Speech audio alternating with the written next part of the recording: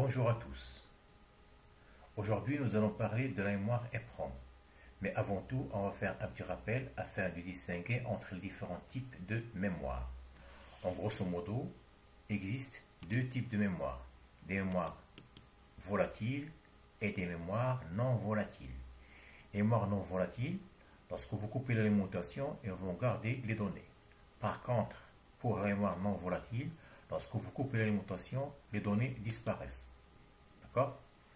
Donc, pour les différents types de mémoire, vous avez la mémoire ROM. Et la mémoire ROM découle plusieurs types de mémoire, comme la mémoire PROM, qui est programmable une seule fois. La mémoire EPROM, qui est reprogrammable plusieurs fois, mais avec un appareil bien spécialisé qui utilise l'ultraviolet. La mémoire EEPROM, c'est-à-dire la mémoire EPROM, qui est programmable électriquement plusieurs fois, est plus facile à utiliser. Et c'est elle qui est utilisée par le microcontrôleur. Donc, les différents types de mémoire utilisés par le microcontrôleur, on trouve la mémoire ROM qui contient les différentes instructions qui sont utilisées par le microcontrôleur, la mémoire RAM qui sauvegarde les données de votre programme qui est en cours de fonctionnement, et la mémoire EPROM qui va garder les données que vous voulez sauvegarder même si vous coupez l'alimentation. Il existe également des mémoires qui sont sous forme de registres de fonctions spéciales, comme les registres port P, port C, port A, tris A, tris P, intcon, qui sont sous forme de registres. Donc, pour voir le fonctionnement de la mémoire EPROM, j'ai choisi pour vous ce petit exercice qui est sous forme de chenillard. Je veux faire un chenillard et lorsque j'arrête l'alimentation, je veux que le chenillard recommence là où il s'est arrêté, par exemple. Donc le chenillard il est en cours de fonctionnement. Je veux que lorsque j'arrête le courant, je veux que le programme recommence là où il s'est arrêté. Par exemple, là, il s'est arrêté à la lettre numéro 2.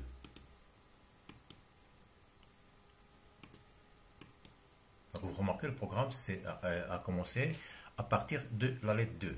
Donc, pour voir là où sont sauvegardées les données, je vais faire un petit pause, un pause programme, et je vais vers Debug, PIC, CPU, EPROM pour avoir ce tableau. Donc, l'état actuel de la mémoire EPROM, c'est 004, c'est-à-dire qu'il a sauvegardé la valeur 4. Je redémarre.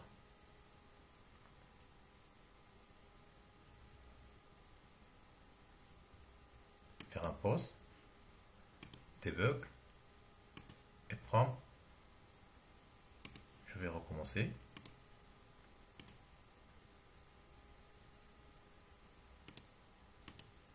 Je lance le programme.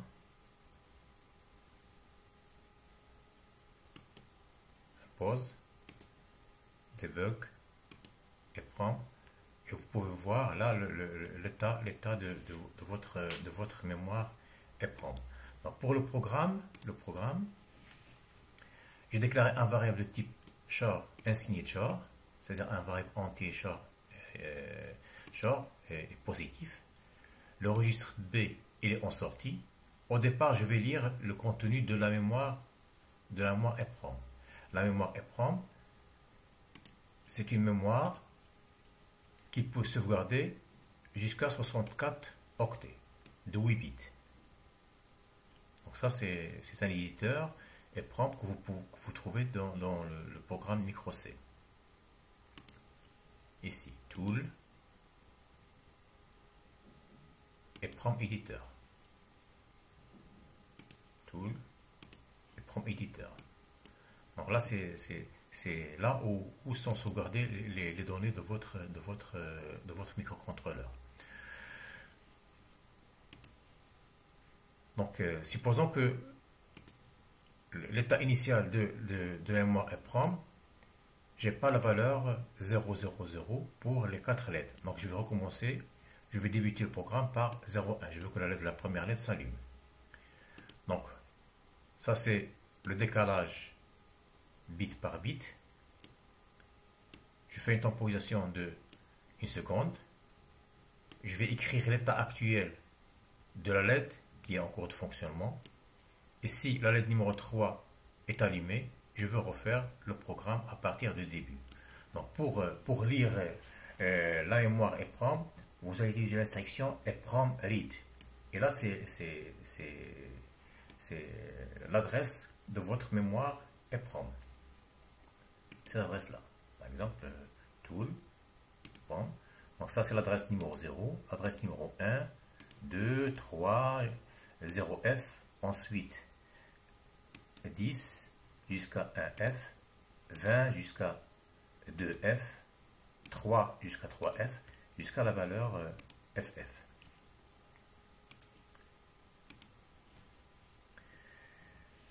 Merci de votre attention et à la prochaine.